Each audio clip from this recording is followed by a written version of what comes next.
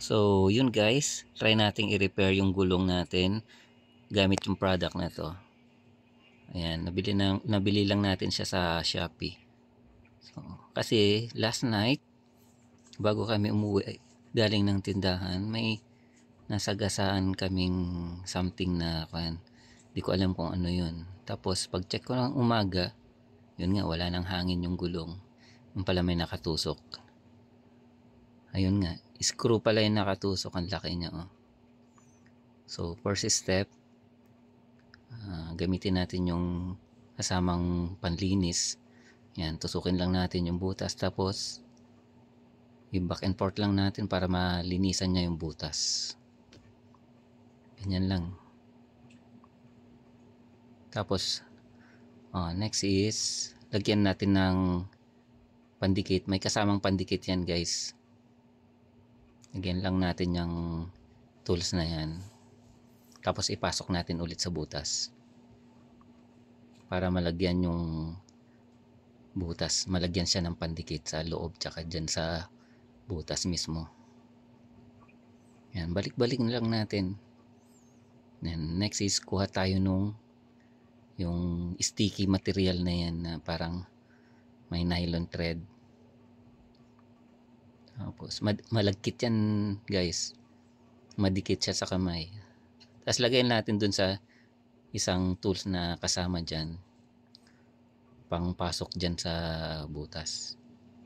Make sure lang natin na naka-center para pag pinasok natin dyan sa butas na yan, nakagitna siya, hindi siya lalagpas.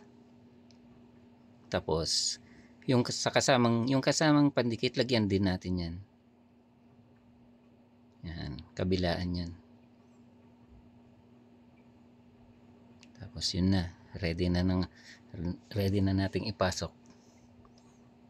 I-install natin yung sticky na yan. So yan,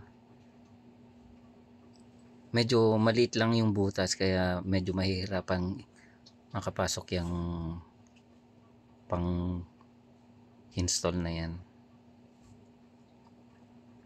So yun, pumasok na nga. Ganyan lang, dapat huwag natin ilulubog lahat para hindi siya lumagpas dun sa loob.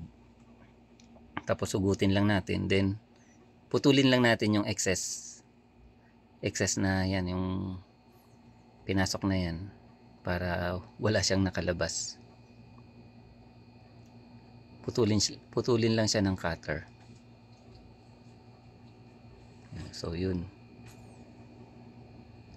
Tapos pagkaputol, try nating bombahan. Then check natin kung may singaw pa o wala na. So yun, naputol na nga. Then bombahan natin. Then i-check natin kung may singaw. So yun guys, effective, walang singaw. Thank you guys. Thank you for watching.